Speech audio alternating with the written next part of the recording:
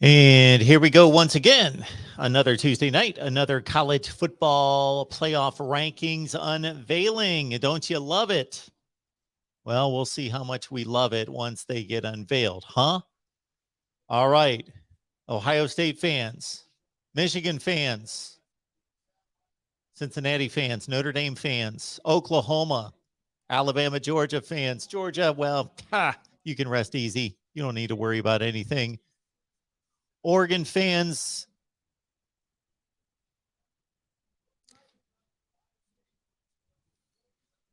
yes, the season is over for you as it pertains to the playoff. Wake Forest fans, you too. Took that hard against Clemson, did you not? All right, so the teams narrow each and every week. Michigan State, bye-bye. But here we are. Oklahoma State becomes kind of a new chic topic of a team as they head toward Bedlam. And here we go. We're close to the unveiling of the top 25. Appreciate everybody being here. As soon as we get the top 25 and possibly hear from the chair, we will open up the phone lines to all of you. Here we go. So Arkansas was what last week? They're at 25 now. I believe they fell. So Arkansas loses to Alabama by one touchdown on the road, 42-35, and they fall 4 spots. Makes no sense. Houston in at 24, Clemson at 23. Not rated last week, Clemson. Okay. I agree. Texas, San Antonio. Again, great story. Awesome. I appreciate the hard work by the players and coaches that make that happen, but they are not one of the 25 best teams in the country. San Diego State at 21. I wrestle with San Diego State as I do with all the other group of 5 teams.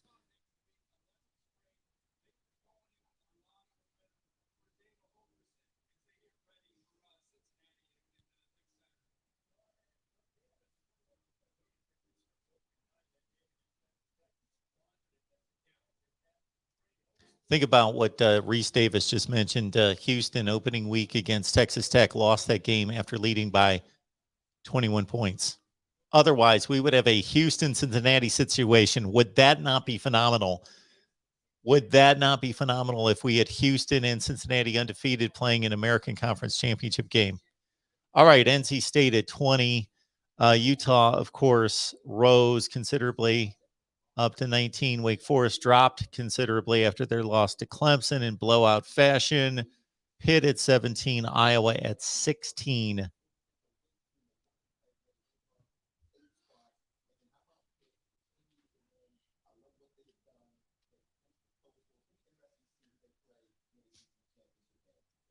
So Wake Forest, despite that big loss to Clemson, still controls the Coastal Division or the Atlantic Division as they take on Boston College.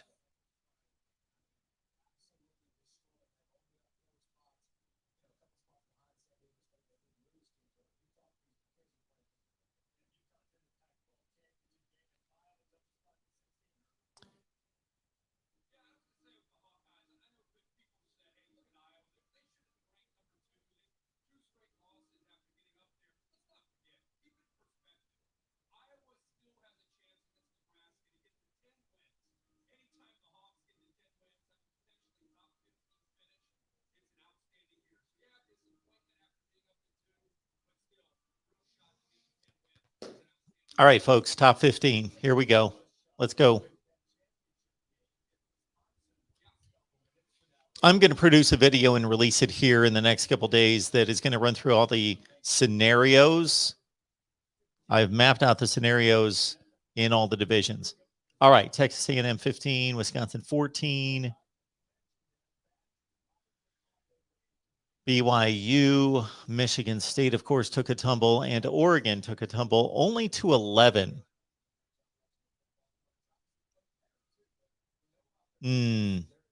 Oregon only to 11.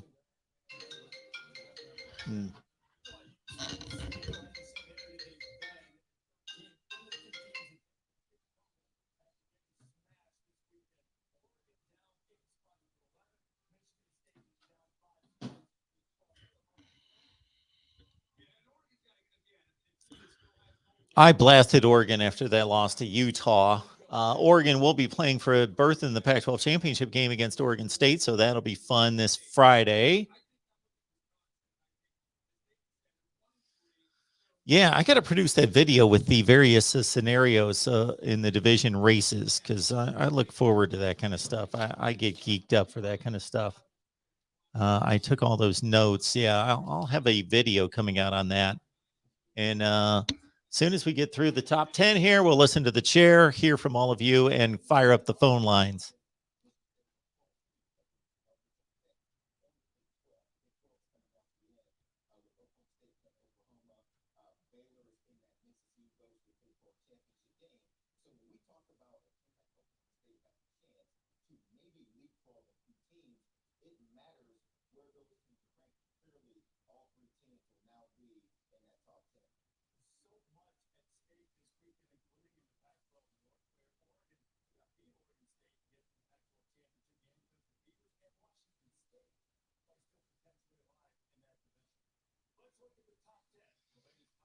Okay. Oklahoma rises 3 spots. Had a nice game against Iowa State. Didn't dominate the game. Had to hold off the Cyclones in the red zone to finish that one off.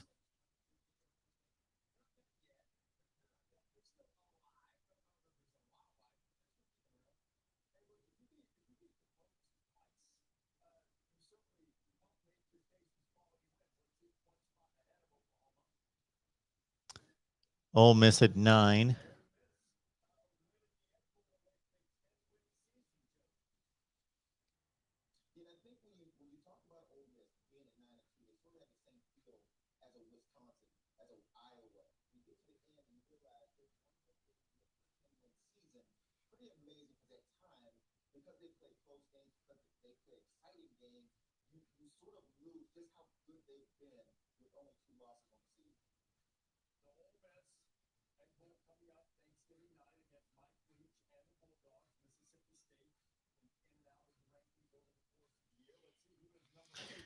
All right. Baylor. Look at that. Baylor's made a move. Baylor. Who did Baylor beat last week? Kansas State. They jumped up 3 spots. Okay. So they kept these 3 in order. Ole Miss beat Vandy. Oklahoma had the best win against Iowa State. Baylor at 8.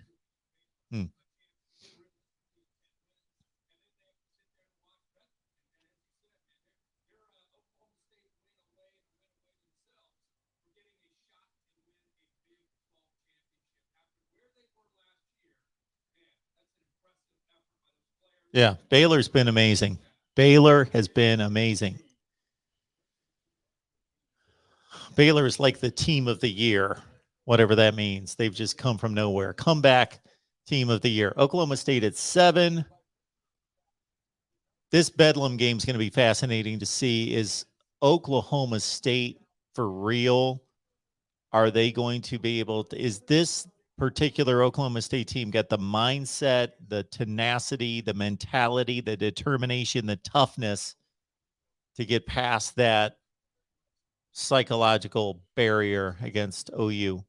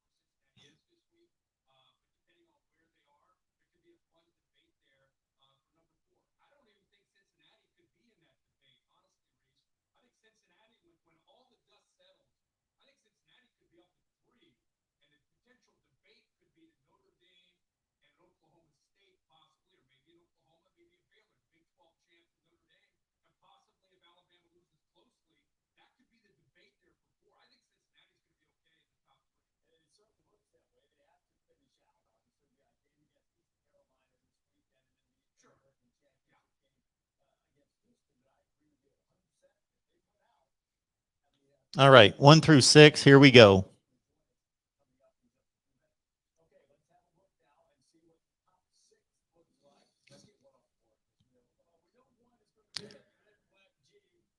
All right, Georgia. Looking good, looking strong, looking like number one. That's who they are.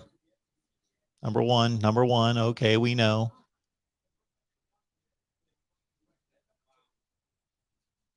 Two. Oh, the Buckeyes jumped. Man, is this committee, do they watch the top 25 that actually makes sense? I wonder.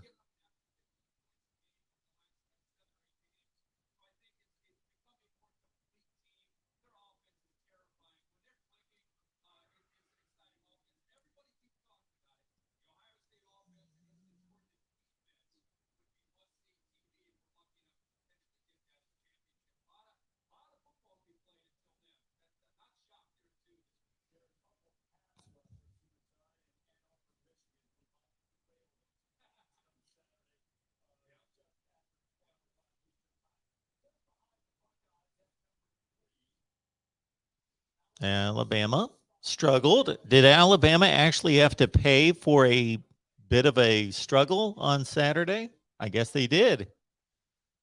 So wait a minute. Alabama beats Arkansas. Arkansas hung with the number 2 team in the country, and they dropped 4 spots. And nor was Alabama given much credit for beating the number 20, whatever team, 21 team in the country. Okay.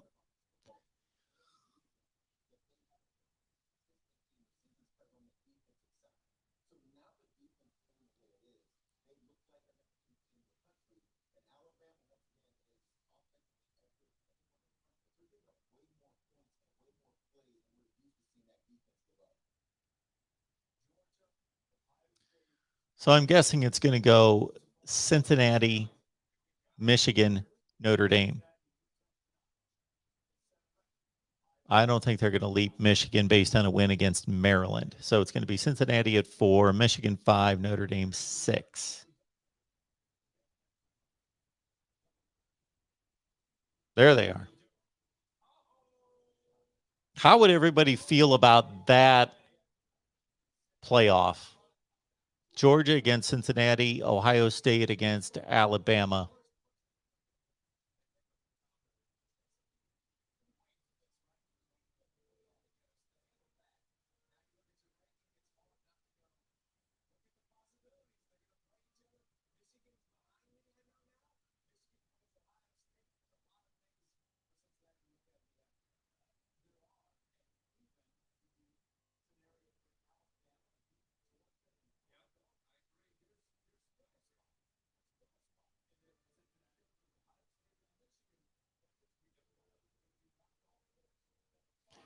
It's coming down to Cincinnati or the Big 12. Cincinnati or the Big 12.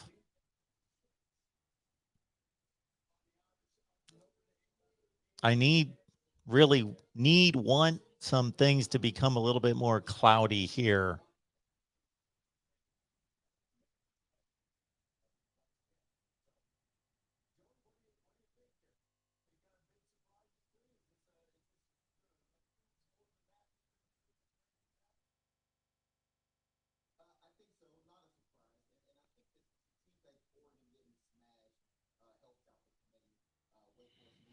Yes, that Oregon situation really helped the committee. It helped me, helped the committee, just helped me in terms of my rankings.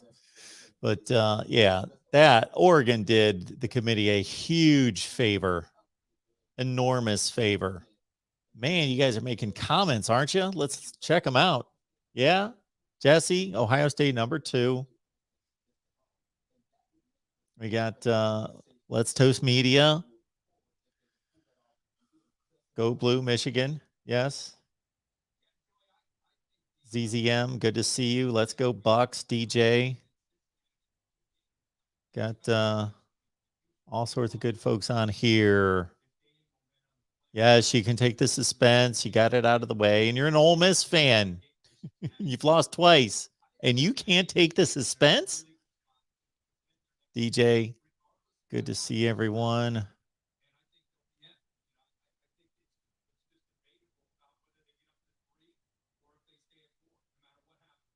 I got to wake up. I've been on cruise control recording all day. My goodness.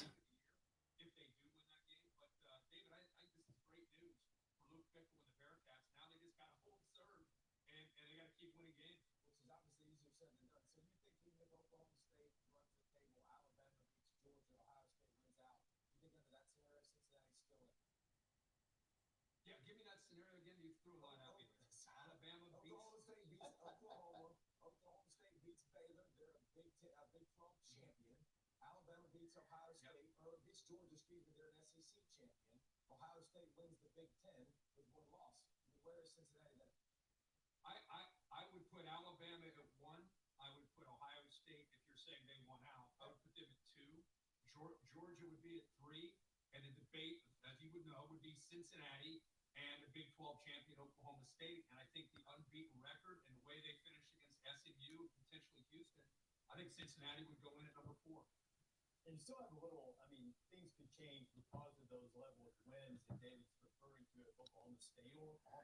Let's get the chair on here. I want to hear from the chair, and then we'll take your calls.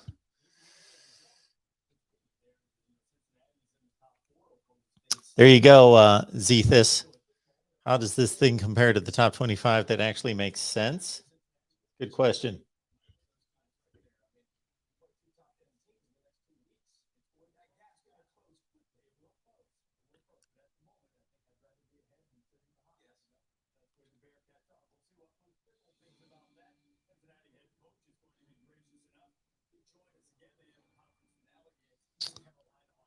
Okay, so let's see.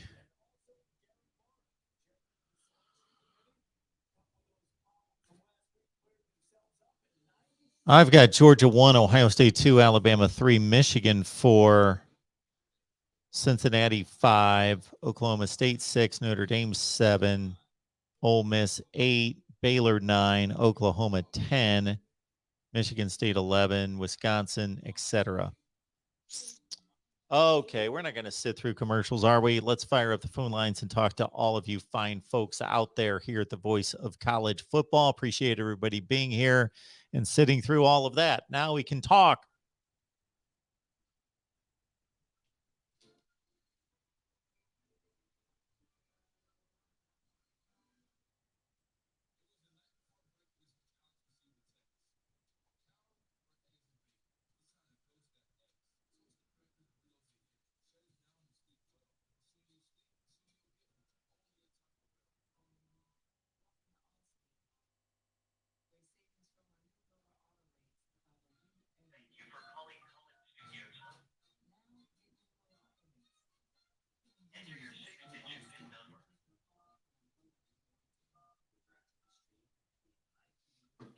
Okay. Welcome, host. You have not started a show session in Collins Studio and cannot yet receive calls on Mark Rogers' Voice of College Football.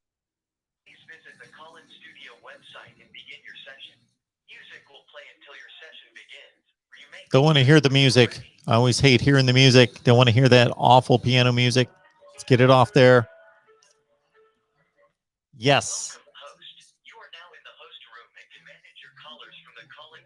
Phone lines are open, everyone. 860-499-3332. I'll post the number.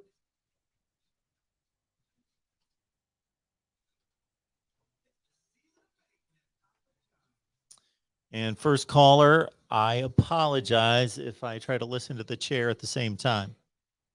But we do not want to wait through commercials and wait for the chair to come on. So let's take some calls.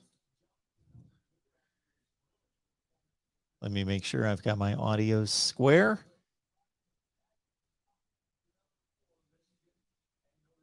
All right. Here's the chair. All right, folks on the phone lines, give me just a second. Let's hear from the chair since he's right here ready to talk. And we'll probably not answer any of our questions.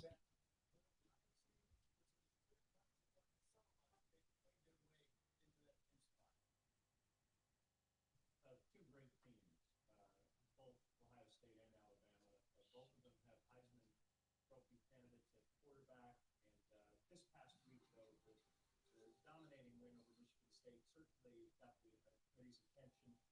The offense of Ohio State just total domination. Defense playing much better. And they've been playing better week after week. And now they beat Penn State, they beat Purdue. Alabama's still a great football team. Have a wonderful win against Ole Miss. The last few weeks, just not showing as much domination on defense. So two great teams, but when the vote came down, Ohio State came ahead of Alabama. And once again, Cincinnati sets a high water mark for the highest ranked team outside of Power 5 conference. Without looking ahead, what is the level of separation at the moment between Cincinnati and the teams you have ranked in the Big 12? I think most people have heard that we don't really talk about separation. We certainly talk about teams. We don't talk about separation. One of the things we talked about all year is that win at Notre Dame continues to look better with every passing week. And this past week, the win they had against SMU came in 8-2, and Ritter just continues to show like he's SMU's not that good. Let me tell you, SMU's not that good.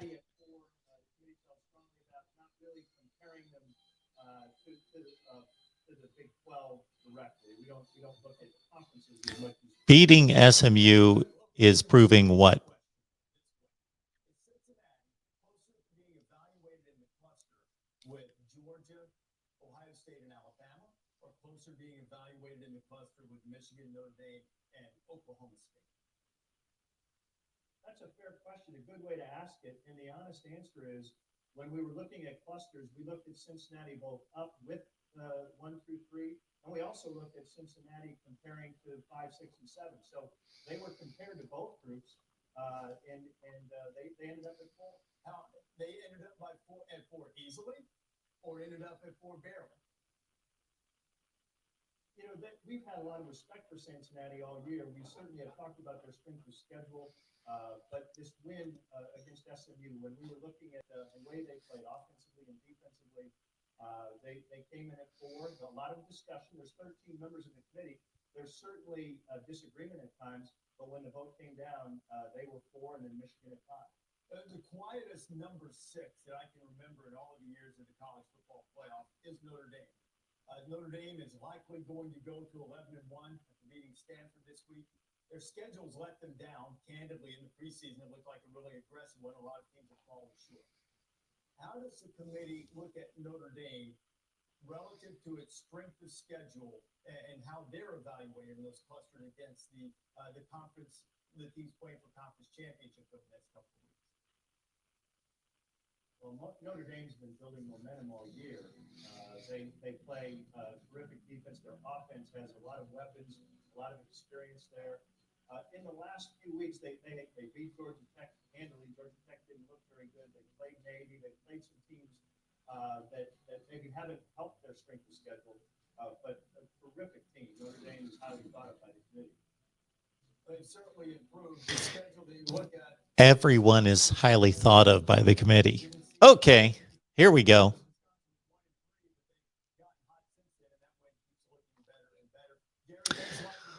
Let's kick this thing off here at the Voice of College Football. Who's on the line? Hey, Mark, it's the real MVP. How you doing? Of course it is. The real MVP. How you doing? I'm doing good. I didn't hear any piano music this time, so you were pretty quick on Good. it. I had to hear it, but just for a few seconds. Not too bad this time. No, I understand what the commissioner is saying. Well, I looked at them top 3. This is so frustrating listening to the commissioner. Just answer the question with a yes or no. Stop giving this abstract stuff. It's frustrating. All we want to know is with Cincinnati, can they be jumped? If the answer is yes, just say yes. But no, say no. So we both know that he knows, and everyone in the committee knows, that they've thought about what if Cincinnati wins all the games, and what if they squeak by, or what if they blow out Houston, versus if Oklahoma State wins the last 2 and they look impressive against Oklahoma twice. What is that going to look like? What are we going to think of that? They know that. They're already anticipating that scenario playing out and what they think. Right. And I just wish we could get an honest answer for once, but we won't. So let me ask you this, Mark. I was surprised personally with where Oregon was ranked. I thought 11 was too high. I thought they probably should be around 14 or 15. What did you think about Oregon's ranking?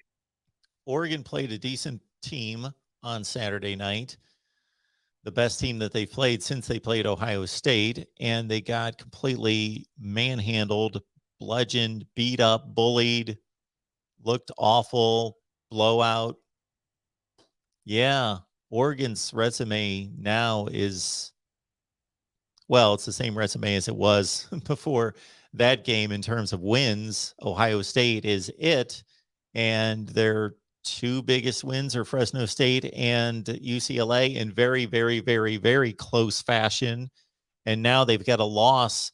They've got a loss to a bad team that continues to get worse, Stanford, and they've got a loss to a team that's a good team, a top 25-ish team. It's a good team, not a great team by any stretch. And they got trampled. So that to me is not the 11th best resume. Well, I was shocked because the team right below them is Michigan State. And I understand them getting being bloodied up by Ohio State. I mean, Ohio State's a great team, but their schedule and their wins, even though Oregon beat Ohio State, their wins are so much better than what Oregon has even come close to all year. I'm really surprised. I'm assuming that game is Ohio State is still the only reason Oregon's ahead of Michigan State. Oh, yes. That Ohio State game is carrying that ranking. Right. Which is something. Now, Mark, let me ask you this, okay? Oklahoma is 10. And if they win out, okay, Cincinnati wins out. Alabama loses by 7 to Georgia. And there's 2 spots available. Who gets in? I think Alabama's going to, well, in that case, we've got a spot for Cincinnati and for Alabama, or we've got a spot for Alabama and another team. So, well, I said Oklahoma goes on to 12-1. Sure. With the conference champion. That's why. Sure. So there's 3 teams. Well, I think the way this is leaning right now is that Cincinnati's going to get a spot in that scenario. I don't know that they're going to move Oklahoma or Oklahoma State all the way up. Right. This kind of reminds me of, remember earlier in the season we were talking about how ideally for Cincinnati they would have to beat SMU. If they went like 11-0 and they'd be 15. They'd be 15 in the country, and then they would play like 2 or 3 weeks later and they'd be in 20th in the country. I'm kind of getting that vibe from Oklahoma State and Oklahoma. Both of these teams, one of them's going to fall down to probably 13 or 14, and then they're going to fall down again to like 20th. And I wonder if beating the same team twice is as impressive as beating 2 different teams in the committee's eyes. I think in the committee's eyes, I would guess, as it would be generally in my eyes, that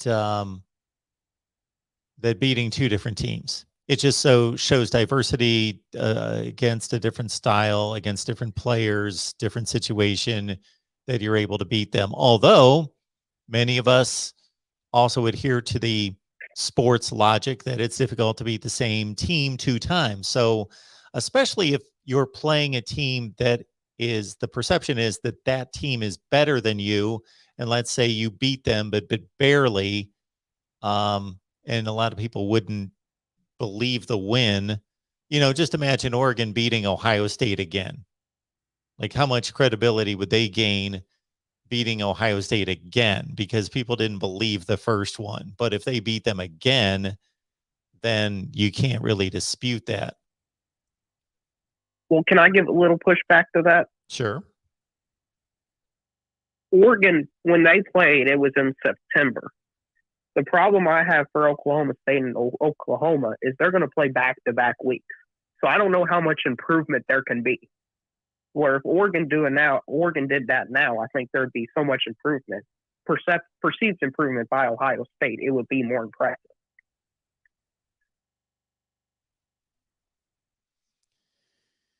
Yeah, I know that this has happened in the NFL a handful of times where, because the way things shook out, two teams played at the end of a regular season in a game that was meaningful, and then they had to play in the first round of the playoffs the very next week. And I don't have a rundown of how that fared, but sometimes you get completely different games the next time around, even if it is only 6 or 7 days later. Shoot, Cincinnati played Memphis. This was 2 years ago. They played them in the conference championship game, or they played them in the last regular season game, then turned around and played them in the conference championship game 6 days later. I think they just beat them both times. Right.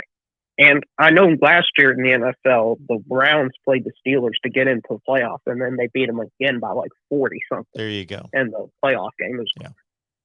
But Kirk Herbstreit and them, I thought this was crazy. They said Cincinnati could get to 3. What are your thoughts about Cincinnati being 3? Well, I think what they're going for there is that if Alabama loses an SEC championship game and stays in the playoff, because of those 2 losses, they're not going to elevate. I guess that was their scenario. I didn't hear their scenario on Cincinnati finishing 3, but I would think that the committee, even though the committee is just in place to select the 4 teams and to seed them, they've got to be thinking about matchups, and they don't want to play Alabama and Georgia back to back. So I wouldn't think that would happen in that case.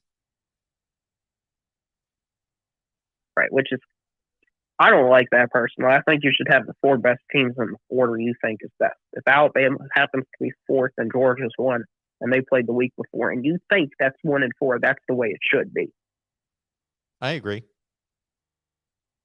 Yeah, and is there any chance Notre Dame gets in? I've heard some talk about Notre Dame getting in. What are your thoughts about that? How do they get in? Well, they need sabotage.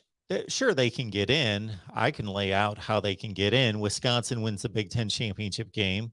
That knocks out the Big Ten.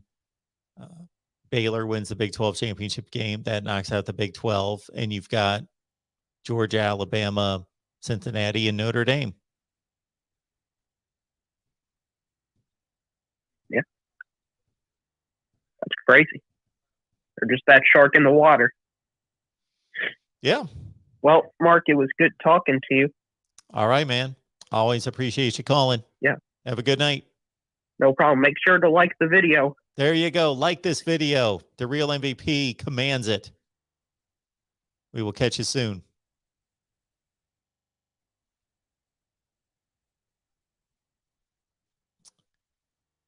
All right. Next up here at the Voice of College Football, who's on the line? Hey, Mark, it's James Earl Jones. How are you doing? George, what's going on? How you doing? We are doing well. What's up? Somebody told me you reported Napier might go to Florida. I reported that. Well, Did you do that? I did not report it. I am discussing it because it's being reported elsewhere. I do not break news. That is not my role. So no, I am not breaking any news that is not already on the internet. So it's still wide open. It could be anybody. Well, it's I got to say there's a lot of smoke. Some lady in the live stream called LA Mom, she said she would be jealous if we got him because she wanted him at Louisiana State. Is he that good? Well, he's good enough to win games at Louisiana. Yes, he's considered that good. He might be good Could enough he for be you like guys. Kirby Smart? He might be good enough. Can he get us a He Can he might. get us a top 5 recruiting class every year like Kirby does? That remains to be seen. He might be good enough in Florida's eyes that they're not even going to be going after anybody else but him. It doesn't If I sound could like just you're be too a football impressed. coach, if I don't, I'm going to back whoever we get. What if he's the man? What if he's Urban Meyer or Steve Spurrier That's right. or something? You know? That's right. I was watching a mainstream TV show on regular TV today. It's on my TV right now. I never watched it ever. I can't stand it. It's all baseball betting and NBA betting and odds. It's called Sports Grid. It's on Bounce TV. Have you ever heard of that? What does this have to do with the playoff rankings? They were talking about football, college football for a minute. They Yeah. hardly ever talk about college football. And you know what the guy said? He said it takes all, this is on mainstream TV. He said it takes all the fun out of college football when you watch Arkansas play Alabama, and Alabama gets every single replay call, every single call on the field. They won every call in the whole game, and I'm sitting there trying to take football serious. He said they're ruining the game. They need to straighten up. Like, you can't do that. What do you think about that?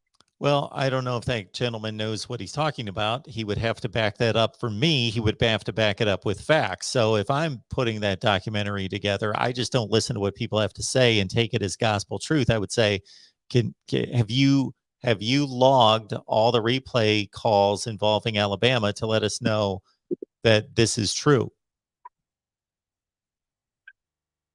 All right. If I was the Florida head coach, they have a rule now, right? It's instant play for first-time transfer portal people. You can go any school, play the first year, but you can only do it one time, right? Yes. That's free agency. If Napier gets hired at Florida, he can call the top 74 players in the country and say, hey, I'll take you. I love this shit. It's a whole new world now. Well, isn't it? technically, he can't do that. That's tampering. He can't call up student athletes from other Right, he schools would and have ask to them have to some come play. disinterested third party Yes. call them, right? Yeah. Yeah. Nick Saban knows how to do that. Yeah. All right. How about this, Mark? There are certain people in the world out there that have nothing better to do but argue who's number 11 and 17. While we're all like worried about the top 5 and who's going to squeeze in and what if Michigan wins. He's arguing about number 11. I'm like, come on. Well, I gotta say, George, don't discourage those people. Don't put them down. They speak my language. That's why I'm here. They keep me going. I know. They keep me you going. saved me the other night with that. You saved me the other night about that greatest hit, and you said, yeah, that was Auburn, Ohio State, Dumas. Yes. And Zach I went Dumas. and Googled it and watched that play. Yeah. I would send it to my friends, but you knew it, and I didn't. The guy asked me to ask you, and you're like, yeah, that was the 1989 Sugar Bowl or something. Yeah, Hall of What Fame. was that? Bowl. I went and watched that hit. That was glorious. Yeah, it was a massive hit. Just knocked him off his feet, cleats up in the air. Yeah, that was pretty devastating. Okay, Yes. 2 last questions. On a scale of 1 to 10, what do you think the chance is that Ohio State will beat Michigan? 8.5. 1 to 10. 8.5? Okay, that's good. I like that. And what do you think the chance is Ohio State will go to the playoffs and beat Georgia and win the next title? 1 to 10. 2.5. Really? That far? Yeah. You won't even give them a 3? Come on. 2.5. Nobody can beat Georgia. Nobody can 2.5. beat Georgia. That's Well, what they you're got to telling win me. 2 games. They got to win 2 games. And this is after they beat Michigan. You're giving me a lot of scenarios there that have to come into fruition there. We should just hand Georgia the title right now. There's no Yes, reason to finish let's do the that. season. Hand Georgia the All right. title. No. Let's play some football. Let's watch it. Let's see if somebody can handle them. All right, George. I'm moving on. I ran out of questions. All right, bye. Have a good night. Thanks.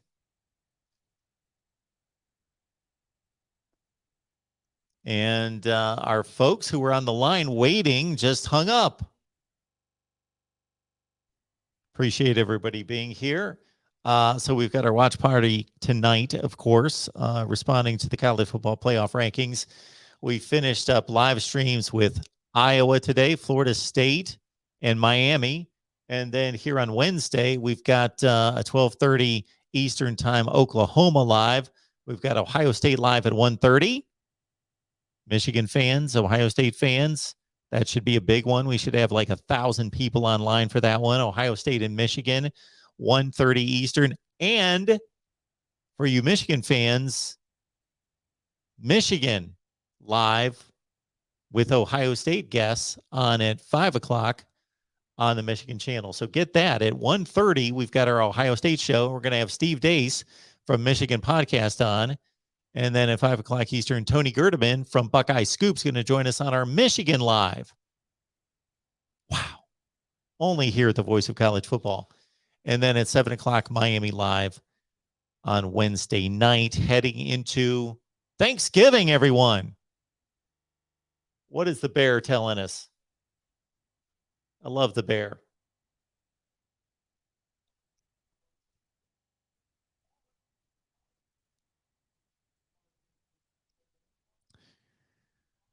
Let's get to what you all have to say. And again, I'm going to produce a video here in the next couple of days that will be posted about the various championship scenarios this weekend in all the conferences.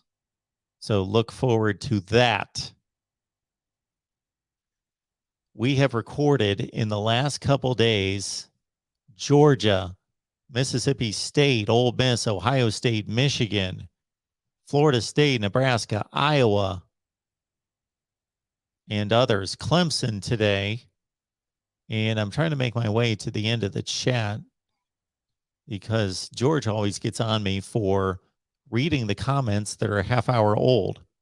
So I'm not going to do that tonight. I'm going to go right to where we are since nobody's calling me. A lot of people on the line, nobody calling me though. That's shocking, surprising.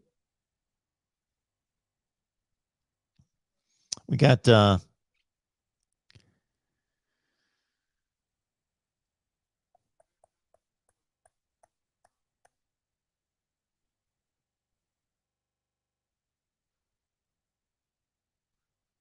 okay, I certainly chose the wrong comment there.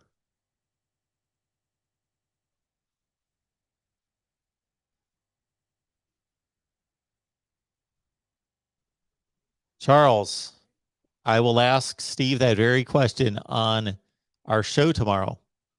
See if he can show us the Buckeye pajamas.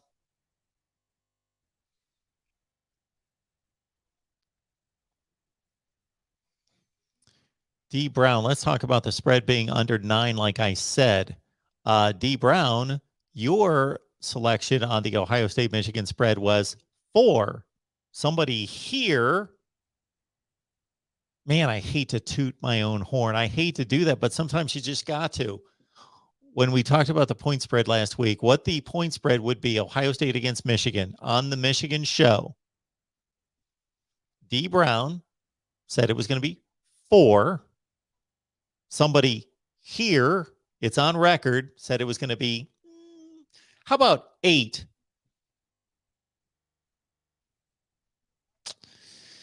And it just happens to be 8. Lane Kiffin to Miami. The Wholesome One and myself had I thought it was an interesting discussion concerning Lane Kiffin to Miami and whether that makes long-term success or long-term sense for Miami. Seems like Miami should be desperate, willing, and wanting to do anything to get Lane Kiffin. But does it make long-term success and long-term sense? Yes, Clemson is finally ranked. They should be.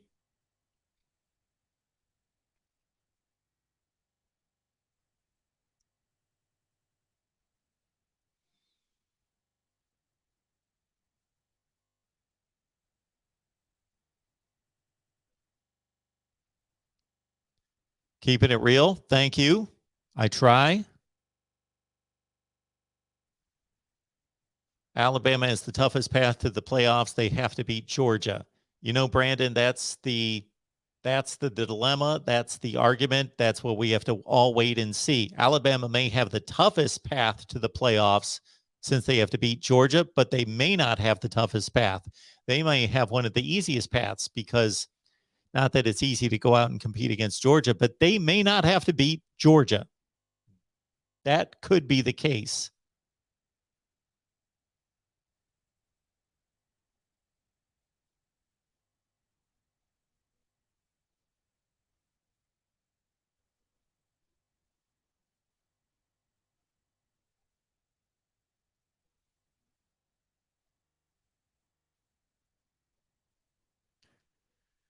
For me, the way this is shaking out, it's a competition between Cincinnati and the Big 12. And it's also, will Alabama take up a second spot from the SEC? Welcome into the voice of college football. Who's on the line? Minnesota Dave. Minnesota Dave joining us. How's it going? It's good. All is good. What's going on with you?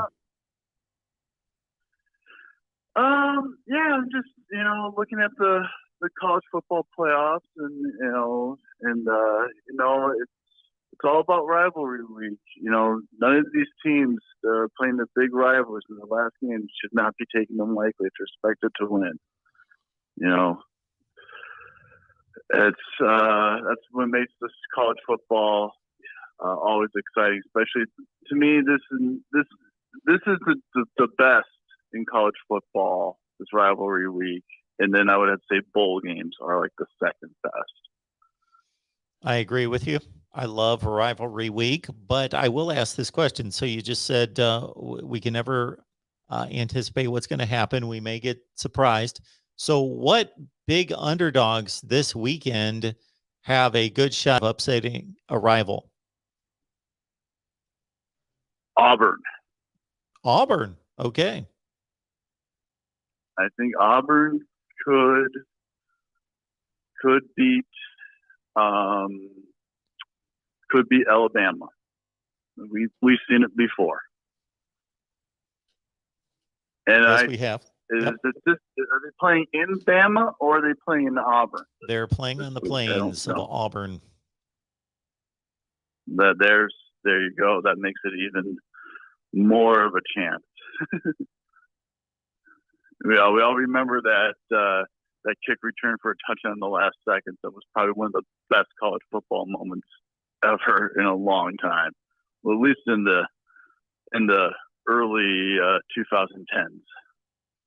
Yeah, well, that Auburn team was quite a bit better than this one. Yeah, but there's been didn't they had an Auburn team. The Auburn team that lost to Minnesota in the Outback Bowl was the team that beat Bama too. Yeah. So again, those two teams were pretty comparable, but Auburn pulled off an upset. I don't know that it was a substantial upset that year. They were a 9-3 team, and Alabama finished 10-2. Again, those were Gus Malzahn teams. This is the first time Brian Harsin has coached in this rivalry against Alabama. And Alabama's defense has been pretty bad the last few weeks, but we have no Bo Nix on the Auburn side. I would tend to be on the bandwagon to a certain extent if Bo Nix was still healthy. All right. And the other thing is I called in about Notre Dame's scheduling, and we had a little bit of an argument. I think there was more of a misunderstanding. I was trying to basically say that if Notre Dame was playing a non-Power 5 school, that they should maybe leave a room in the spots to on their schedule if they're going to make a deal with the conference to say that we'll take the champion. And I think there was a little misunderstanding on that. I know and just saying in the future type things. Maybe doing that because I know they have always have to have the ACC schools now, the 5 ACC schools that they want to put in, or the ACC wants to put in, depending on who is doing what. And I just feel that, if you're going to play someone like a Mid-American Conference team or a Mountain West team, you should at least play the last year's champion on that. So let me get this straight. You want Notre Dame to play the conference champions from the previous season. How many of them? Not many. It's just basically if you are going to play or going to put a spot for someone like the Mid-American Conference or the Sun Belt or the Mount West, that you would just say, okay, we just want to make a deal with the conferences to play their last year's champion, to make it at least a little bit more of a powerful schedule. Doesn't always mean it will be, because those teams are not always guaranteed to always be good the next year. Yeah, that's not going to happen for so many reasons. I could be here all night explaining. It's just not going to happen. I know. And it's also not feasible in a number of ways. So you were making the statement to try to give Notre Dame a way of improving its schedule. Mm-hmm. Well, first of all, Notre Dame does not have to apologize for its schedule. Its schedule is difficult. Maybe not this specific schedule in 2021, but Notre Dame's schedule's as difficult as anyone in the country on a consistent basis. Everybody plays group of 5 teams. Yeah. I mean, and that's why I'm just trying to say that we can go over this till we're blue in the face. I know how you have to always make deals with teams shoot almost 8 years, 9 years in advance. To play certain teams. So I was just wondering if they could have done that with just those smaller conferences. Okay. Again, one of the issues that's going to come up, let's just take the Mid-American Conference. Okay. If the Mid-American Conference strikes a deal with Notre Dame and says, our champion is going to play you each and every year the next season, number one, I don't know where this benefits Notre Dame, because the committee is not going to view Notre Dame's schedule to be that much more difficult just because they played the MAC champion from the season before, as opposed to playing the third place team from the MAC. That's going to be inconsequential to Notre Dame's schedule strength. The other thing is that the MAC has to hold up its scheduling in order to determine who that team's going to be. Yeah, and that's I understand that. I was trying to maybe think that maybe the MAC would probably say MAC would probably maybe make deals with both subdivision teams. The field, they usually do that. They make deals with both subdivision teams.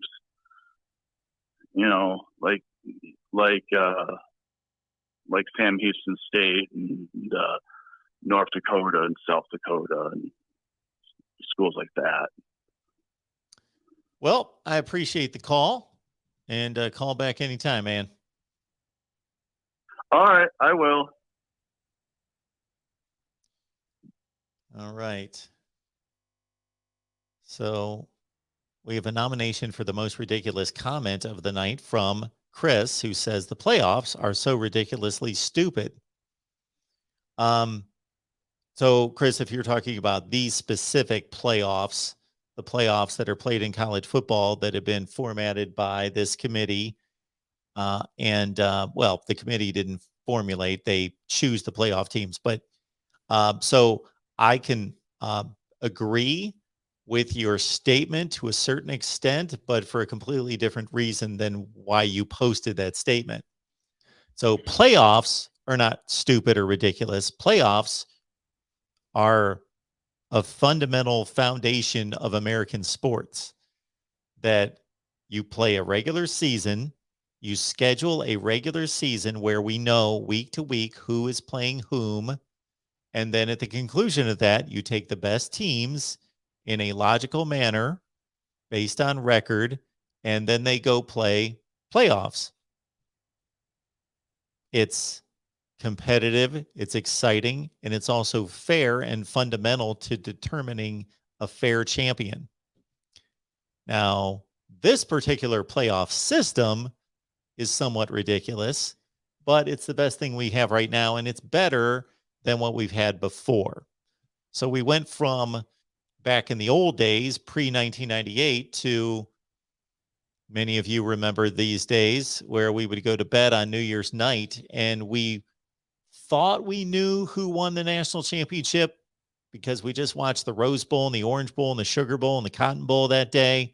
But we didn't know for sure, but we could say, we think that team won the national championship. We'll have to wake up in the morning, get our newspaper and open it up. And then, oh, okay, Nebraska won the national championship.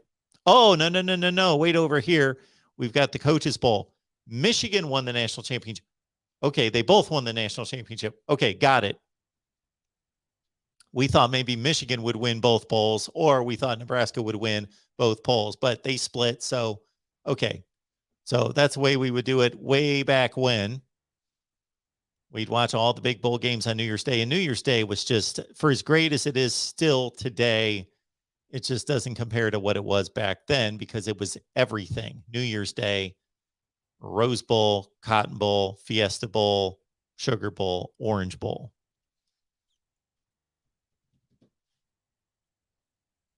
But that's what we did through 1997.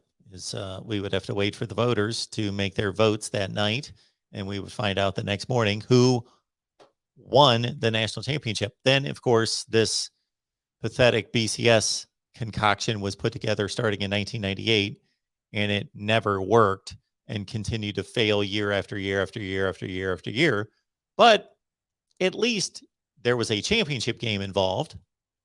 But that championship game, of course, the teams that were selected was a big failure based on the system being faulty.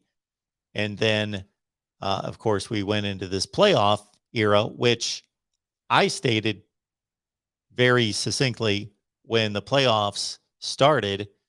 When asked, is this good for college football? Is this a good thing? I said, well, number one, yes, simply because it affords two worthy teams the opportunity, two more, the opportunity to play for a championship. So that's a good thing, that we now have four teams that can compete on the field for a championship. But the way they're selected, wrong. And the number of spots, wrong. We've got 5 conferences, major conferences, 10 conferences total. So how does that fit? What mathematician came up with 5 fitting into 4? So that has never worked. But is it better than what we had before? Yes and no. I will say yes, in that we're playing 3 games on the field between 4 really good teams. That gives us a strong indication who the best team is, versus way back when, at least it wasn't a farce back in the poll days. That didn't pretend to be anything, or didn't claim itself to be anything that it wasn't. Strictly was a voted champion. Welcome to the Voice of College Football. Who's on the line? Hey, Mark, it's J-Dub calling from Des Moines. How are you this evening? I am doing great. How's it going tonight? Hey, I just thought I would throw a little sad news in here to start off with. I found out today that the longtime beat writer for Alabama sports at the Tuscaloosa News, Cecil Hurt, I'm sure you know the name, has passed away. He was hospitalized for several weeks with pneumonia.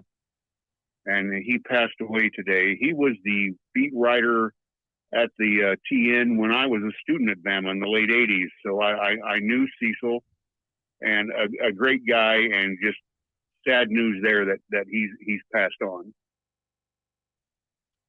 Yeah, it certainly is. I'm not aware of that individual, but that's certainly anytime someone passes away, that is sad news. Yeah. Well, one of the old salts, one of the old throwback writers, you know, from the back in the day. Hey, I thought I would mention, there's been some talk about a close loss in Atlanta maybe keeps Bama alive in the playoffs. I think the committee put an end to that talk by dropping Bama to 3 now, because I think at 3, even with a narrow loss, they would have to drop a spot, and that would put them at 4. And they're not going to have They're not going to have Georgia play Alabama in the semifinals in a rematch. So I think Bama dropping to 3 pretty much cinches up that it's do or die for the Tide. They've got to win in Atlanta now, which I don't have a problem with that. I just think that this is clearing that road and removing any doubt, at least in my opinion. What do you think of that? Well, I think that could be the case. What you just outlined, that the committee is making a statement that Alabama has not been a dominant team and needs to win that game against Georgia. But at the same time, there's a possibility that Michigan beats Ohio State and would elevate Alabama back to the number 2 spot entering the SEC championship game. I think the committee is going to. I think the committee's going to wrestle with Alabama as a 2-loss team, losing close to Georgia being a playoff team. I think that is going to be, if only we could go into that room and hear that discussion and all the other discussions, I guarantee that's going to be a split room on that topic. Well, the problem you have with Alabama is that they've had so many narrow wins, and they have the narrow loss, but that's just it. I mean, they have one narrow loss, and yes, they didn't look great against LSU. Yes, they didn't look great against Florida. Yes, they didn't look great against Arkansas. But the thing is, they won those games. They're 10-1 despite all the talent that they lost. So I think they're a top 3 team as far as worthiness goes. But I mean, you've got Cincinnati out there. Cincinnati's big win over SMU didn't help Alabama any. Sure. They could have used Cincinnati looking, if not, even if they did win, they could have used them to have another narrow win.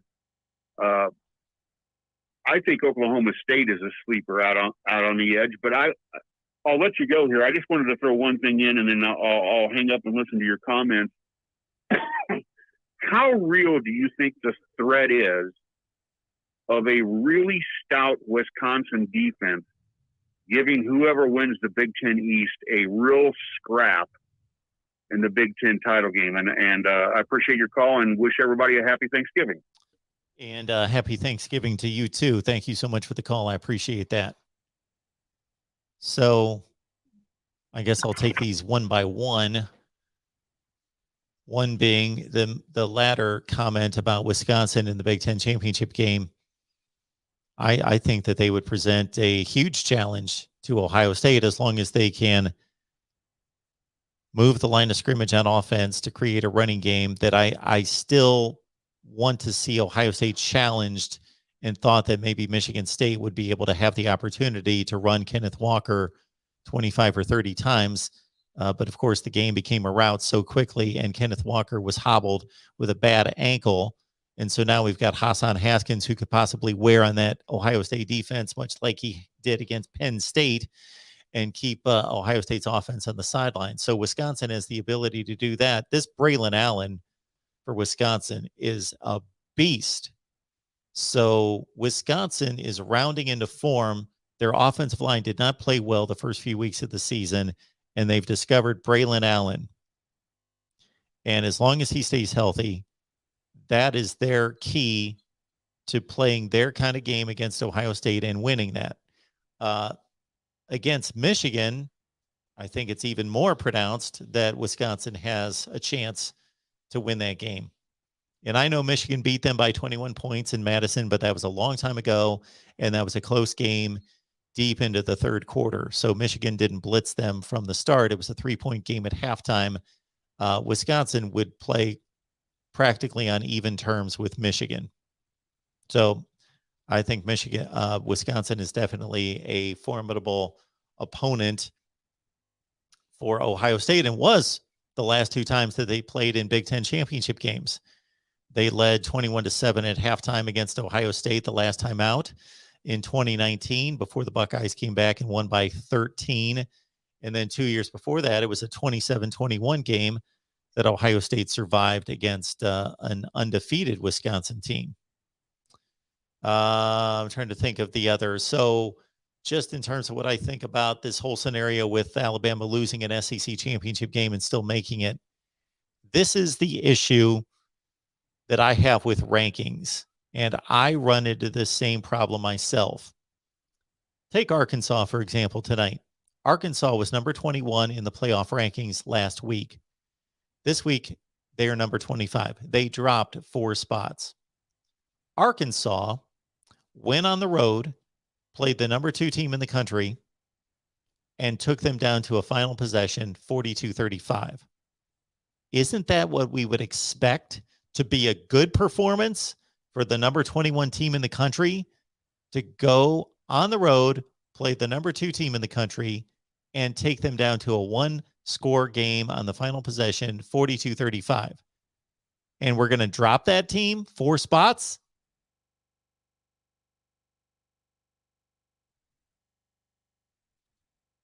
That's lost on me. I don't understand that logic. They're the 21st best team in the country. They played the number 2 team on the road within 1 score, 42-35. Really good competitive game. We're dropping them in the rankings. So back to Cincinnati and Alabama, I'm taking that same thought process to the Alabama situation, that if they are the number 2 or 3 team in the country entering the SEC championship game, and they play the team that has been crowned number 1, consensus number 1, nobody's close to them all year, and it's 31-30, what do we do with that? Do we expect anybody else in the country to play that close to Georgia?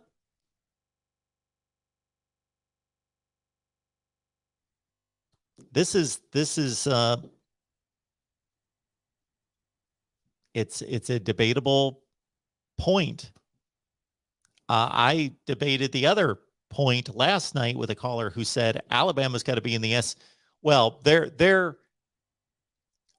argument was a bit more ridiculous in that they said last night, a caller said that if Alabama loses by 24 points in the SEC championship game, they should still make the playoff. And I said, okay, no. Why do we want to reward a team for losing by 24 points in an SEC championship game? And he said, well, Oklahoma State would lose by that many. Well, at least give them the opportunity. We already saw Alabama do it, and they're not competitive.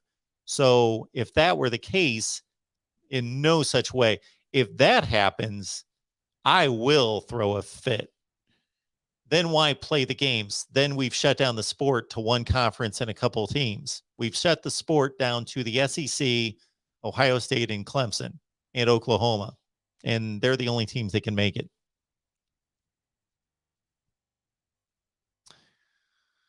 Welcome into the Voice of College Football. Who's on the line? Oh, hello, it's me, Roberto. Hey, Roberto. How you doing? Great. Pretty proud of the state of Ohio jumping up the rankings, doing the top 4. I know you love that. X University and my favorite, and my fan favorite team, Ohio State, of course. I had a question about the status of the Big 12. Do you think they have a outside shot? And what scenarios would it be for that to happen? The 3 of them in the top 10. Well, the Oklahoma obvious State, Baylor. the obvious scenario is that Cincinnati loses the American Conference Championship game and Oklahoma State wins out. Then they'll be in the playoff. All right. Then The more And Oklahoma has difficult to take- scenario to answer is that Oklahoma State wins out and Cincinnati wins the American Conference Championship. Does Oklahoma State leap Cincinnati? I think the committee is telling us no, but I think they should. All right. And if the scenario of Bama losing by 24, that would be Georgia, Ohio State, maybe Cincy at third. For that fourth spot, either be one of the Big 12. Or could that go to Notre Dame or something? Georgia, Ohio State, Cincinnati. And who gets the fourth spot? Then that- Alabama got blown out. Who's going to be in the fourth spot? Yeah, No, like it's could it gonna be be- either it's gonna- one of the Big 12 or Notre Dame? It's going to be Oklahoma State if they win their last two games. They'll pass Notre Dame. All right. And if Oklahoma State wins, who goes? Is it going to be Baylor for the opponent, or is it Baylor? Is it Baylor no matter what? If they win that, if they beat what was it? Who does Baylor play? the Baylor last plays game? Texas Tech. Okay. All right. All right. If Oklahoma State wins against Oklahoma, then obviously Oklahoma State's in the championship game. Oklahoma would then have the same record as Baylor. They would both have 2 losses, and Baylor, if they win the tiebreaker. And so Baylor would go to the Big 12 championship game. And if Baylor loses, it's Bedlam Yes. Bedlam round 2. Bedlam round 2. Okay. Yep. All right. Regardless Just of who wanted to clear wins. that up. Yep.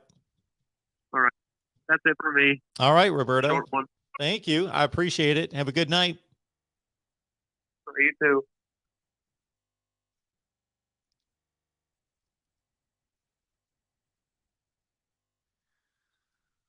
All right, everyone. It's been a good time here at the Voice of College Football. We've got the phone lines open, and I apologize that I did not post the number, did I?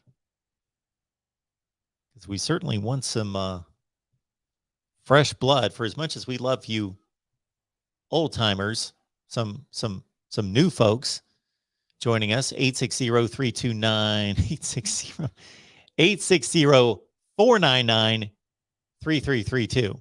860-499-3332.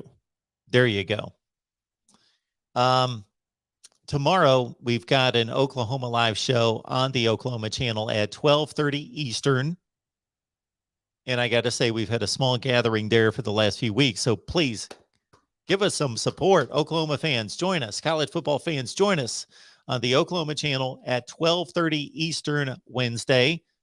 1:30 Eastern, Ohio State and Michigan fans, both of you groups, get together just this one time, just this one day all year. You can communicate with each other. We can do it in a civilized fashion.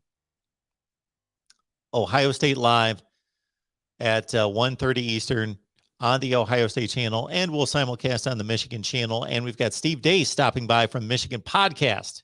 That will be a treat, as will Tony Gerdeman from Buckeye Scoop joining our Michigan live show at 5 Eastern, and then Miami Live.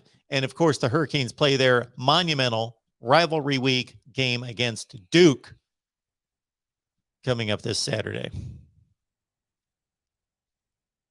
And for those of you who did not join us earlier, we had our Florida State show at a different day and time this week, 3 o'clock this afternoon, but we were joined by David Waters from Gators Breakdown, who gave us some great insight into the Billy Napier possible hiring at Florida. that George is just so excited about. Thank you for the super chat contribution, Travis. Appreciate that. How could we see an Ohio State Cincinnati playoff game? Okay. Well, Ohio State's number 2 right now. They would hold at number 2 if they beat Michigan and win the Big Ten championship game. Cincinnati is currently at number 4. If Alabama loses the SEC championship game, well, Cincinnati would most likely move up to number 3.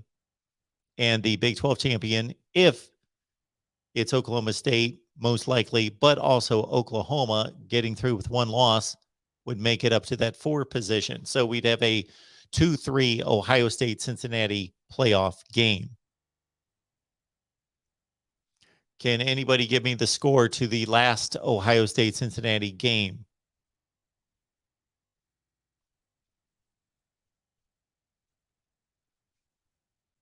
Don't cheat. The score of the last time Ohio State played Cincinnati. And then also, Ohio State's national championship team of 2002 won a key game. There you go. Nice job. Both Matt chimed in at 42-0. And then we also had Todd, who came through at 42-0. Yes, 42-0 in Columbus. And McD and Mark. Good job. Travis, 42-0. Yes. How about this one? I'm about 90% sure this was the final score. Yes. Ohio State's national championship team of 2002 played Cincinnati at Paul Brown Stadium in Cincinnati, a rare road game for the Buckeyes, going to a, whatever we called them at the time, group of 5. They were an independent team. Let's see, in 2002. Yeah, that would have been before. I think that was before Cincinnati joined the Big East. They might have been in the Big East at that point. But Ohio State played at Cincinnati in 2002, the team that went on 14-0, won the national championship in the Fiesta Bowl against Miami. They played Cincinnati. That final score might be tougher to come up with without looking.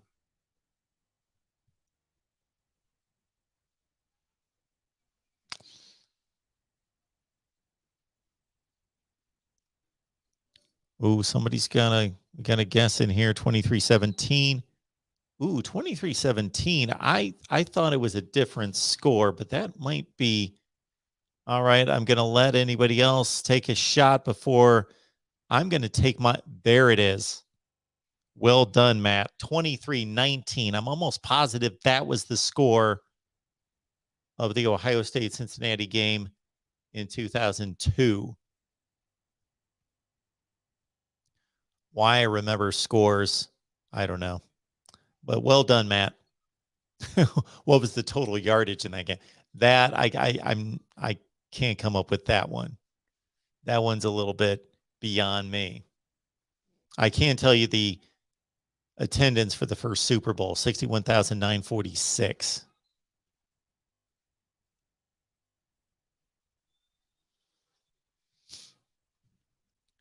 I think I was asked a question about sports knowledge, football knowledge, all that, and told the story of when I was 11 and McDonald's was producing these Super Bowl booklets, and they were giving them away at the McDonald's. And it was just, for a football junkie like me at 11 years old who was just starting to get into the NFL, man, I just consumed those. And they had rosters. They had all the Super Bowl statistics, all the NFC and AFC championship game statistics from the first 12 Super Bowls. And I just inhaled those things. So I knew everything about the first 12 Super Bowls. Everything. Knew the attendance of the game, who scored first, who scored second, who scored. Yeah. I've been told at times I'm a bit obsessive compulsive, just a little bit. Yeah, I'm really neither one of those things. Maybe the obsessive when it comes to certain things like that. Yeah, You can see that compulsive. I'm really not compulsive, but yeah. Yeah, I know way too much about a few things and way too little about everything else in life. That hit me the other day in a conversation I was having with somebody, and it was just kind of brought up about being a know-it-all. And I thought, I hope I don't come across as somebody who thinks they're a know-it-all, because actually I think the very opposite of myself. Because if there's anybody on this planet that knows a little about a zillion things out there, about quilting, about Siberia, about needlepoint, about pears, about kangaroos, name your topic. I know nothing about it, but I know like a ridiculous amount about 3 or 4 subjects. That's not necessarily healthy or what I would advise anybody to do in approaching their life. That's not really that balanced. BW says San Diego State's better than Cincinnati.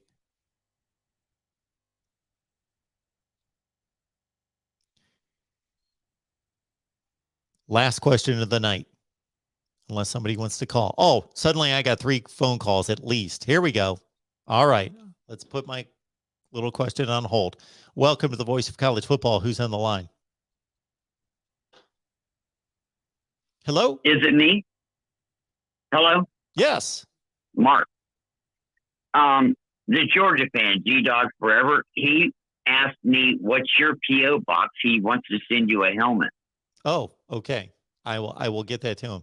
Why doesn't he just write me at MarkRogersTV at Gmail? MarkRogersTV at Gmail. Why don't you just tell us the address? MarkRogersTV at Gmail. Let's do that. Okay, you heard that, G-Dog. Thank you, George. Do you not have a Georgia helmet for real? No, I don't. He's going to send you one for free. That would be phenomenal. I would embrace it, and I will. I don't blame you for not having one yet, but I have a feeling you're just going to be forced to put one up there. I'm not going to be forced if nobody gets me one. I'm not getting any more. I don't see that happening. He has it. He just. Okay, so it's Mark Rogers at Gmail. MarkRogersTV at Gmail. I will promise that anybody who sends me a helmet, I will put it front and center on the top shelf for a month. It will stay on the top shelf in the middle for a month. Hey, I've been laughing at Georgia for 40 years, right? But it's different this time, because even if they don't win the national title this year, by which they will, but if they don't, everyone's going to be horrified thinking about next year. It's just, they're so deep. They have a front 28, not a front 7. George, I've got 2 words for you. What? One call. Okay. I was just asking for G-Dog Forever. All right, I'm out of here. Bye. And that's why I allowed it. All right, welcome into the Voice of College Football. Who's on the line?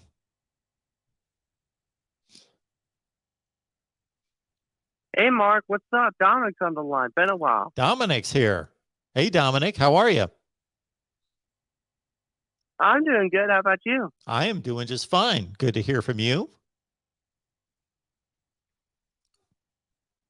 So, I wanted to talk about the teams that are ranked 1 through 6 Okay. in the college football rankings. All right. So, starting off, you got the 11-0 Georgia Bulldogs sitting at number 1. I gotta say, Georgia has really showed how they can play this season, and I have to give credit to the Georgia Bulldogs. If they make the national championship, I think they may just win it. But we'll have to find out.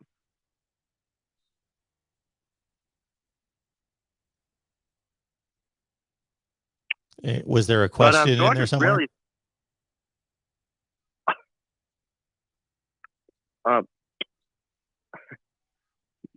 Not really. Okay. What do you? But I was gonna ask you this. What do you think of Georgia so far? I think that Georgia is the best football team in the country. It's not a very unique perspective. they're all. It's the same one that most people have, but it's the one that I have right now. But I do know that the 3 final games on Georgia's schedule this year, meaning going through the playoffs to a championship game, they're going to play the 3 best teams that they've seen this season. So I do want to see them play out the rest of the games. Yep. But number 2, 10-1 Ohio State.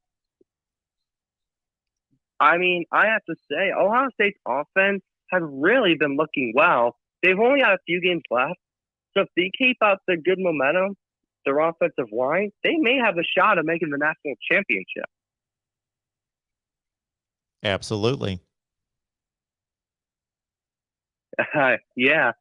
Number 3, the team that's also 10-1, Alabama. I mean, I have to say the same thing about Alabama's offense, like I just said about Ohio State.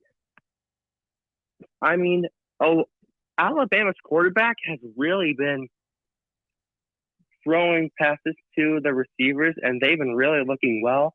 Their last few games may be kind of tough, but we'll see what happens.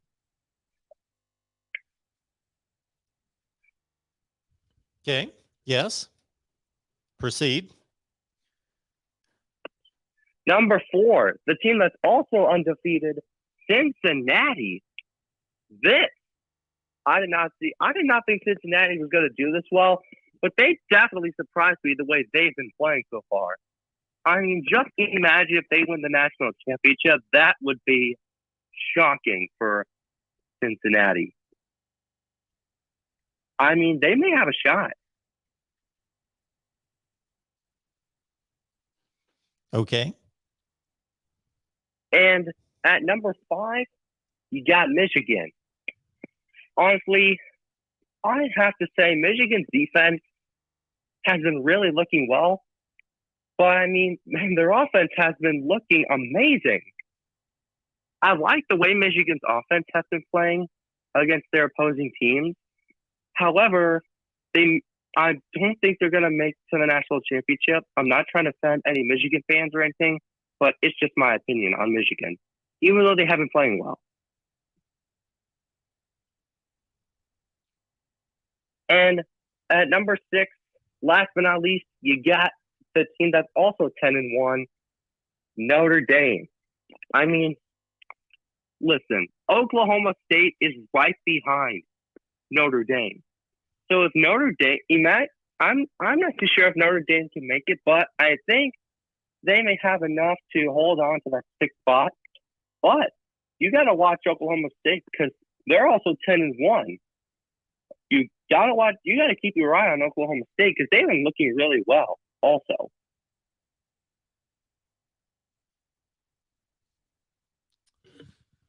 All right, Dominic. Thank you for the analysis. No problem. Have a good night. Have a good night.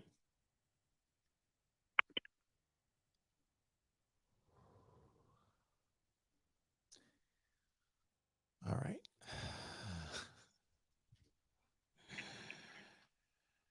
Let me just take a quick breath here.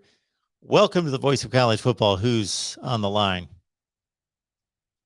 Hey, Mark, it's McD Sports 4. How are you doing? Hey, McD. Can you run through the top 6 teams and tell me why they're so good? Can you do that for me?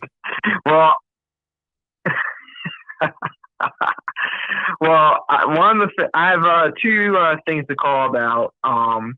The first thing I'll talk about is actually that number 16 Notre Dame. I think Oklahoma State should be ahead of Notre Dame. That's my biggest problem with the ratings, in my opinion, more than anything. I think Oklahoma State is a better team than Notre Dame. I think their resume is honestly better than Notre Dame.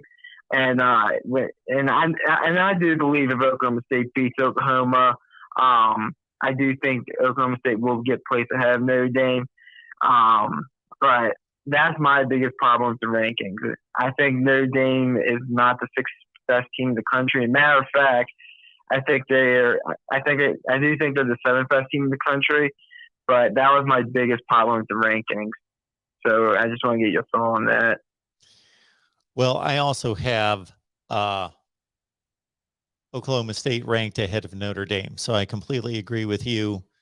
They have played a better schedule and they have played better against that schedule, even though Notre Dame has the more, in a strange way, impressive loss, having played Cincinnati. So I like Oklahoma State above Notre Dame as well. Okay, so I didn't get crazy there. The second thing I wanted to hit on is the Dan Mullen getting fired from Florida. That whole situation, we'll call it. First of all, I want to say that I am going to be wrong. James Franklin has signed a 10-year extension with Penn State, so I don't think Dan Mullen is going to end up at Penn State. From where, just reading that, but I do want to say, people are going to sit there and say Dan Mullen lost the team. I've heard that get thrown around.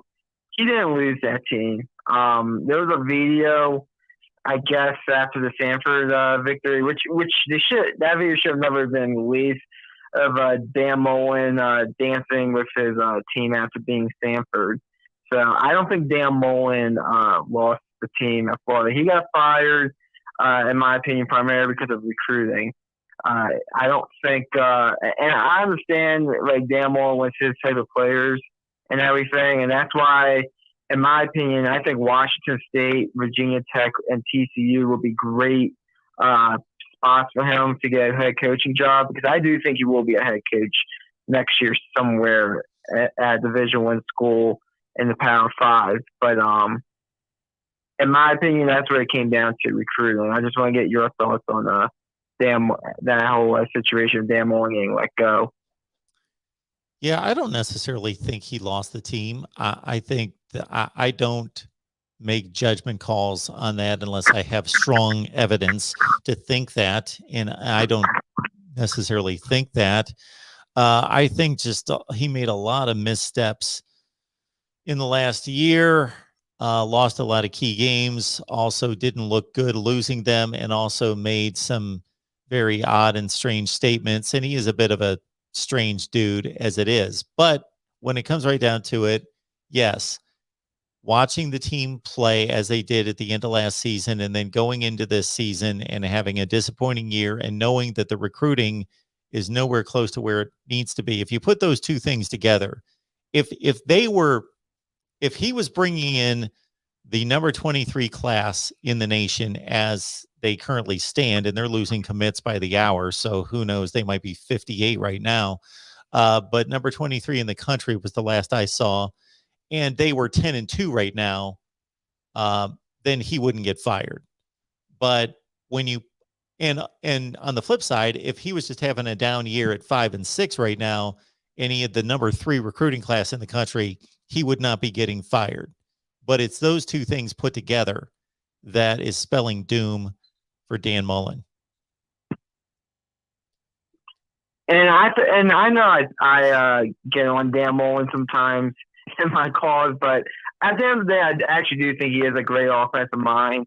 And as I said, I think Virginia Tech, TCU, and especially Washington State, I think there'll be good spots for him, because he can recruit his types of players. He could sit there, go 8-4, 9-3 every year, and no one would bat an eye at those records there at those schools. And I heard Billy Napier might be the guy coming in replacing Dan Mullen. Yes, that's what it appears to be. Okay. I don't know what to think about that personally, just because in my opinion, I don't know if Billy Napier has enough of a track record, because it seems like they just want consistency more than anything there at Florida, which I don't blame them after the past 3 head coaches. It's been roller coaster rides, but it'll be interesting to see what happens at Florida. It's one of the best jobs in the country, and they should be competing for national championships every year. But that's it for me, Mark. Thanks for taking my call. Hope you have a great Thanksgiving, and hope my Terps beat Rutgers. You better beat Rutgers. So thanks for taking my call, Mark. You too, McD. Thank you so much for that. I appreciate it. All right, let's take these final two calls here at the Voice of College Football, and then we will say goodbye for the night. Welcome Mark. in. Who's on the line? Hey, this is Jerry. Hey, what's going on? Hey, Mark, this is Jerry. Hey, not too much. Long time follower, first time caller. Oh, thanks for just calling. want to get your thoughts on the Nebraska-Iowa game this Friday. Do you think there's any chance with the chaos happening that, it's like a college football or Rose Bowl for Iowa if they can win that one? With the chaos happening. What do you mean by that? What chaos is going on at Iowa? Well, I mean, 9-2 is in the Big Ten's a good record. So Sure. we're just asking if they can, the Badgers lose to Minnesota and then Iowa beats Ohio State by, in some way.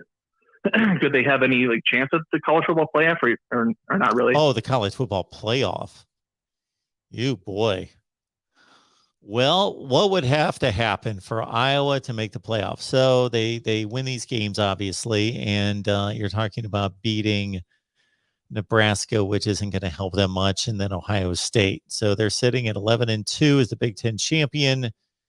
They need Baylor. They need Baylor to win the Big 12. The ACC and the Pac-12 are no threats. That's your path right there. And you may not even need, well, you would need that because you got to think Cincinnati's going to have a spot. So you think a one-loss Big 12 team would be above a two-loss Big 10 champ? I think it would be an interesting debate. I don't know how the committee would view that because, put it this way, Iowa's number 20 right now, correct? I think you're right. Yeah. Yeah. Iowa State's 7. Oklahoma State 7. And Oklahoma State will have beaten 2 top 10 to 12 teams in the country if they win the Big 12 championship with 1 loss. While Iowa will have beaten a Nebraska team that's going to just confirm their resume, but not going to do much. And then a monumental win, let's say, against Ohio State. But for them to leap all that area to challenge a 1-loss team that just beat 2 really good teams ranked in the top 10 or 11 in the country, that's not going to do it. So they need Baylor. Yeah, I understand it's a long shot. I would just kind of get your thoughts on that. And lastly, I'm also a Notre Dame fan. You still live in South Bend. What is their path to the playoff, in your opinion? Their path is Georgia beats Alabama significantly in the SEC championship game, and Iowa or Wisconsin win the Big Ten championship. That should get them there. So they would leapfrog one of those teams there, or Ohio State. Yeah. So your playoff would be, shoot, they may not even need that much. They need the Big 12 or the Big 10 to be canceled out. They need at least one of them to be canceled out.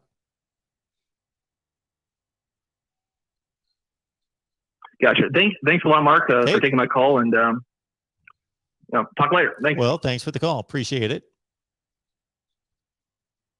All right. Next up here at the Voice of College Football, who's on the line? Let's take these last 2 calls. It was 2 calls about 4 calls ago, but I appreciate everybody calling in, but we'll just take these final 2. Welcome in. Oh, this is Jeremiah. Hey, Jeremiah. You've been talking to Matthew Miller the past week or 2 in the Texas. Yes. Like the, I don't know how review preview. And he's been talking the post game about blaming about firing PK, the defensive coordinator, after some of the awful performances this season. And I don't think that that's a smart decision for Texas University. After, if we fired him, it would be our we'd be on our 5th coordinator in 5 years. And, have that continuity. I think that anybody who goes there is going to fail. And I think that PK was set up to fail from just the sheer fact that no one's able to establish a recruiting class after they've been fired. I don't know what you were thinking about that. Well, I agree with you.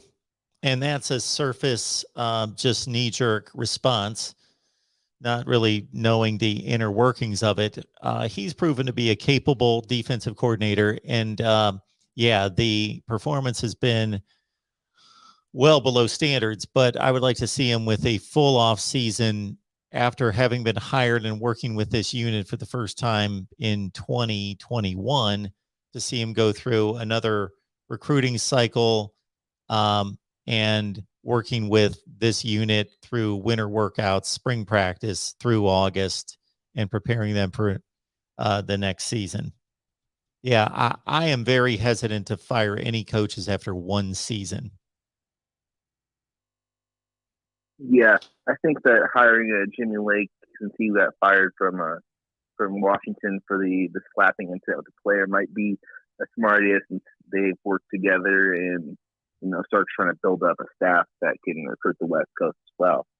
So I agree with him on that part. But I also wanted a quick point about Hudson Card and the Casey Thompson battle, and how a lot of the Texas media and fan base has completely ignored that Hudson Card has played much better every single game he's played, even though he's not played fantastic in these games. He's played with more presence. He's had more accuracy downfield, and I think we see that from Stark's training with him. And people were saying that they've seen the limits of Hudson Card after being a converted receiver to quarterback for 1 year in high school. Then he got shoved into COVID year in college. And this is basically his second year at quarterback, and the expectation was for him to walk in and be Trevor Lawrence. That's kind of ridiculous. What you think? Yeah, I haven't seen too much of Hudson Card since the Louisiana and Arkansas games, because obviously he lost the job not long after that. And I saw more Casey Thompson against Oklahoma and Oklahoma State. And then I've kind of put my watching of Texas football to rest the last few weeks. So, I just think that they're both young quarterbacks that have fairly different skill sets to a certain extent. And I was initially impressed with Casey Thompson. I had nothing to go on with Hudson Card coming into the season. I was rating Thompson just on that brief performance against Colorado in the Alamo Bowl, in which I thought he was showed extraordinary skill for 10 passes, but just the ability to throw from different arm slots and move himself around in the pocket and find guys and throw some NFL type passes around the field, I thought was extremely impressive. But I think they both have shown that they're in a difficult situation. They have to score a ton of points, and the offensive line is not good at all. So that is difficult for any quarterback, but especially a young quarterback, to have to deal with, just knowing that they're, calling a play at the line of scrimmage and knowing most likely that they don't have the confidence in their offensive line to carry through on the play is difficult for a young quarterback to deal with. Yeah, especially with the refereeing in these past few games have been kind of strange and peculiar. Like 10 seconds after the whistle, a dude just decks our quarterback underneath his legs, and he gets injured. Hudson Card got injured at the end of the West Virginia game.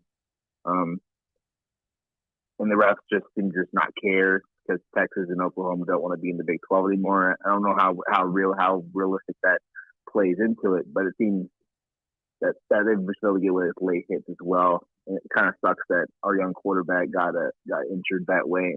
And now after the post game with Stark, he seems to think that he won't be able to make it for this game either. He almost led our team back to beat West Virginia. So think that was a strong performance, and I didn't see that game, but that's all I want to talk about. Well, I appreciate the call. Have a good night. All right, have a good night. Appreciate it. Thank you. All right. Before we take this final call, Slim. All right.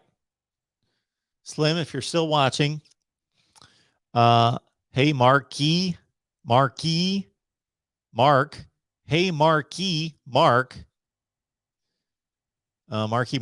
Let's make a bet. Okay. If Ohio State wins and covers the spread, I'll give you 3 helmets you don't have. If Michigan wins by 10 or more, you have me as a guest on your show. We appreciate you. Well, I'm glad that you appreciate me. I appreciate you as well. Thank you so much for that, Slim. So, yeah, sure. I'll do that. You can be on the show. If Michigan wins by more than 10, sure, I'll have you on. I will guarantee you no more than 5 minutes, but you can come on the show. And absolutely. If Michigan wins by more than 10, sure. Got to win by 11, sure. 10 or more, whatever. And you're going to give me some helmets if the Buckeyes cover. Okay, great. Sure. All right, last call of the night. Let's make it a good one here at the Voice of College Football. Who's on the line? Hey, Mark, it's Doug. I'm wondering about last week's game. How do you think Ohio State was able to shut down Michigan State's Heisman front runner as far as their running back? Well, Was I he think for all of Mostly these, injured, do you think, with the ankle? so yes. So a couple things. Number one, I do too. they were able to contain him for all of the 6 carries that he got. So even if he was healthy, they didn't give him the ball because they were out of the game. But they also, in my estimation, made a misstep when it was still a game, unless he wasn't healthy. If he wasn't healthy, then he's not available. But I think they kind of got away from him too early in the game. So he ran the ball 6 times for 25 yards, if memory serves me. So they did a nice job on those 6 carries. Yeah, but he had one impressive run where you saw it, and you're like, yeah, that's why he's a Heisman candidate. And then after that, nothing. Yeah. Yeah. Everything was rolling right. So I and he think it found a was hole ankle. and dodged a guy. And but between the ankle issue and he only got 6 carries, I wanted to see an Ohio State defense that had to hold up against him for 30 carries, but we did not get a chance to see that. That was my worry, that they were going to run up and down the field just running the ball, not throwing the ball. So once he was eliminated, the game became one-dimensional. Do you think they can turn Michigan into a one-dimensional team as far as forcing them to throw the ball? I think that they can turn them into as much of a one-dimensional team as they need to, meaning I don't think they're going to stop Michigan's ground game. No, I think they can slow it down. I think they can make it a 3 to 3.5 yards per carry type attack. So what that means to me is that if Ohio State's offense is clicking on all cylinders and they're able to hold Hassan Haskins to, a 20 carry, 75-yard performance, then they're going to manhandle Michigan. But if Michigan's defense is fairly effective, let's say Michigan's defense plays something in the realm of what Oregon's defense did, which means they gave up a ton of yardage, but only 4 touchdowns. And when I say only 4 touchdowns, we know what Ohio State's offense is capable of. Then Hassan Haskins running for 3.5 yards a carry suddenly becomes effective because they run him, they move the sticks, and even though they're not gashing Ohio State, if they can extend drives, then they keep Stroud on the sideline, and it becomes that kind of game. It becomes more of a manageable 27-24 kind of game rather than a 48-35 Ohio State runs away from them kind of game. No, I totally agree with that. I think Michigan's running backs are very similar to ours between our first two running backs. You got the one guy that can break it for the long run, and then the shorter guy that is a punishing ball carrier. So Yeah, I think they have a similar backfield. Yep.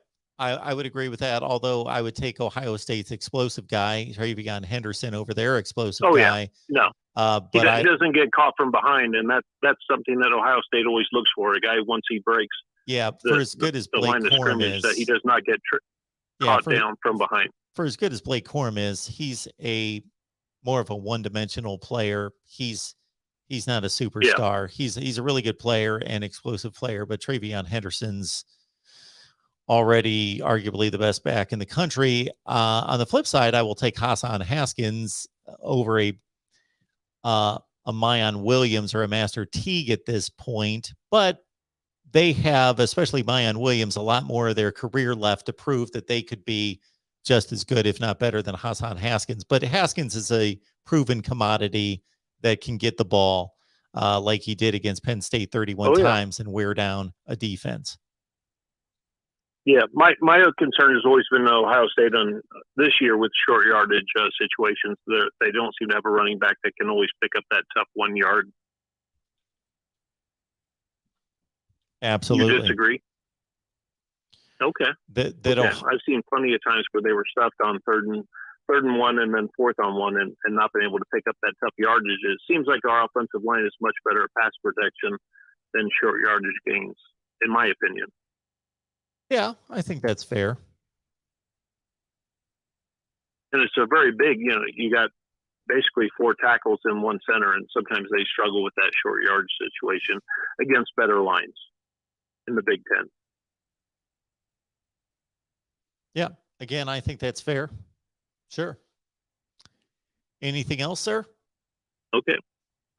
No, I think that's about it. I'm a little worried about our secondary against Michigan. I think Michigan's the most balanced team we faced this year, so it's easy to get excited. You play against Michigan State when they have the worst, pass defense, and it showed against the number 1 pass offense. And then Purdue was a decent defense, so I think Michigan's going to give us a challenge. I think it's going to be, best case scenario, a 14-point game at best for us, and we still got Wisconsin to face after that, so it's not an easy road for Ohio State. I hope they can get the number 2 seed and play a team like Cincinnati, instead of going up against a powerhouse. There you go. All right, sir. Well, thank you so much. I still feel before you leave, I still feel Georgia's the best team, and I've seen us embarrassed many times against teams like that. So I just hope if we make it into the playoffs that we can represent ourselves well, and it's an uphill battle. Okay. All right, sir. Well, thank you so much for the call. I appreciate it. Yep. Have a good night. You too. All right. Reminding everyone, Wednesday, a doubleheader of Ohio State, Michigan live talk on the Ohio State and Michigan channels at 1:30 Eastern time with our Ohio State crew, with Steve Dace from Michigan Podcast joining. And then at 5 o'clock Eastern time with our Michigan crew, with Tony Gerdeman from Buckeye Scoop joining. That will be a treat. So if you love college football, even if you're not a Buckeyes or Wolverines fan, 2 hours of Ohio State, Michigan live talk with Ohio State and Michigan media going at it at 1:30 Eastern and at 5 Eastern as well, right here at the Voice of College Football. We will see all of you soon, and we appreciate your support, your contributions. You can hit me up at Venmo, PayPal, and Cash App, and just search Mark Rogers TV. All right, everyone. We'll see you on Wednesday.